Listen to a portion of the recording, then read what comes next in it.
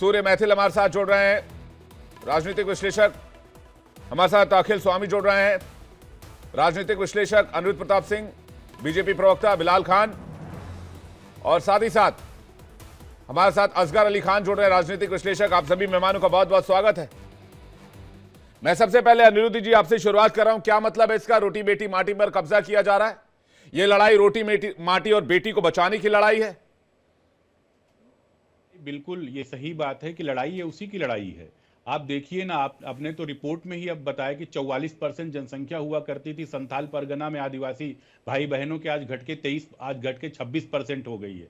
तो जाहिर सी बात है कि वहां पे लॉ एंड ऑर्डर सारी चीजें वहां पे देख कौन रहा है? झारखंड मुक्ति मोर्चा की। वहां तीन चीजों की सबसे बड़ी लड़ाई है। एक तो भ्रष्टाचार की, क्योंकि झारखंड मुक्ति मोर्चा सोरेन साहब की अगुवाई में सरकार चल रही है। ऊपर से लेके सारे नेता वहां पे जेल में इसलिए नहीं जा रहे हैं, कोई आंदोलन कर रहे हैं, इसलिए जा रहे हैं ताकि उन्होंने मनरेगा से लेके लोगों का माटी और खनन खान तक लोगों का खा के बैठ गए हैं। दूसरी चीज है कि वहां पे जिस तरीके से माहौल बनाया गया कि आप आदिवासियों को बाहर निकालेंगे, हिंदुओं को बाहर निकालेंगे, मतलब बिरसा मुंडा की धरती से ही आदिवासियों को आप बाहर निकाल के फेंकेंगे और बांग्लादेश के घुसपैठियों को लाके वहां पे आप उनका वोटर आईडी कार्ड और उनको 450 रुपए सिलेंडर देंगे। और गुलाम मीर जी कोई छोटे नेता नहीं है, कांग्रेस के प्रदेश अध्यक्ष रहे जम्मू कश्मीर में, और यहाँ पे इंचार्ज है झारखंड के।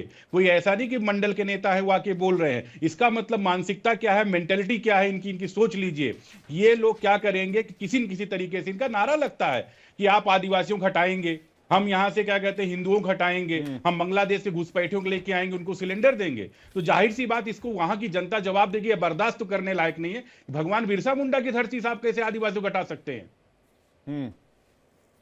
नहीं, आपकी पॉलिसी क्या? आप कैसे घुसपैठियों को हटाएंगे?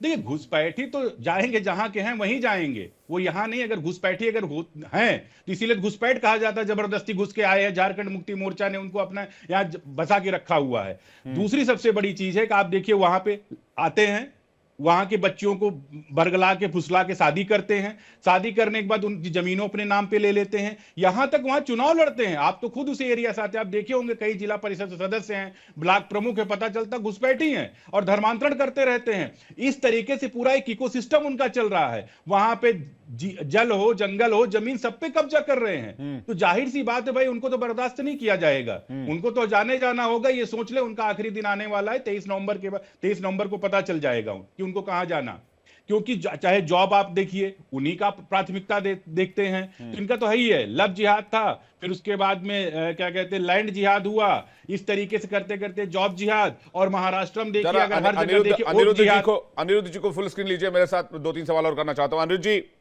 आपने कहा कि भाई आप रोटी बेटी और माटी की लड़ाई लड़ रहे हैं झारखंड के लिए, झारखंड के आदिवासियों के लिए।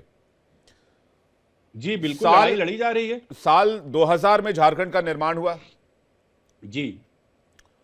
साल 2000 से 2003 तक बाबूलाल मरांडी सीएम रहे, 2003 से 2005 तक अर्जुन मुंडा रहे, 2005 से 2006 फिर अर्जुन मुंडा रहे। इसके बाद 2006 से 2008 कांग्रेस की सरकार रही, मधु कोड़ा उसमें सीएम बने थे। जो समझ रहा हूं आप क्या पूछना चाह रहे हैं, समझ गए ना आप? मैं समझ रहा हूं आप क्या पूछना चाह रहे हैं। आप जब समझ गए हैं तो क्या घुसपैठियों का सवाल सिर्फ वोट बैंक को लेकर है या फिर कोई मंशा भी है आपकी? मेरा सवाल आप समझ गए तो बेहतर है आप जवाब। जब 2000 में अटल बिहारी वाजपेयी जी के नेतृत्व में वहां पे झारखंड का निर्माण हुआ, उस टाइम पर तो यह था कि भाई झारखंड का विकास होगा, अच्छे से विकास होगा। दुर्भाग्य से 2004 में हमारी सरकार केंद्र में चली गई। 2004 से 2014 तक सरकार किसकी रही केंद्र में, सबको पता है। उनका तो काम ही होता था, अगर भारतीय जनता पार्टी की कहीं पे सरकारें रही उसको अस्थिर करना। एक टाइम पे बजट दिया जाता था 28,000 करोड़, आज देखिए झारखंड के विकास के लिए बजट दिया जा रहा 1.5 लाख करोड़ से ज्यादा का बजट दिया जा रहा। 9 वंदे भारत ट्रेन दिया गया, 57 से ज्यादा रेलवे स्टेशन को वहां अच्छे खासे मॉडल पे डेवलप किया गया। अभी आप देखिए झारखंड मुक्ति मोर्चा की सरकार है, अनिरुद्ध जी, तो आदिवासी मैं डेवलपमेंट की बात ही नहीं कर रहा। आपने कहा कि भाई कांग्रेस की सरकार आ गई, चलिए मैं इस बात पे भी आपको रियायत देता हूं। मैं वही बता रहा हूं, मैं इस बात पे भी आपको रियायत देता हूं। 2014 से 2019 रघुवर दास मुख्यमंत्री, केंद्र में भाजपा की सरकार। 5 कदम बताइए घुसपैठियों को निकालने के लिए आपने क्या मेजर्स लिए थे झारखंड में? घुसपैठियों भाई मैं वही तो कह रहा हूं, जितनी हमारी मेहनत थी वहां पे सारे काम किए गए, जो भी चीजें ली जाती प्रिकॉशनरी एक्शन सारे लिए गए। लेकिन दुर्भाग्य से 2019 में हमारी सरकार चली जाती है, कहते तमाम बड़े बड़े वादे करके आते हैं। तो वादों का मतलब ये नहीं होता कि आप घुसपैठियों की संख्या बढ़ाएंगे, आप वहां का मिनरल्स खा लेंगे, मनरेगा का आप सब कुछ खा लेंगे।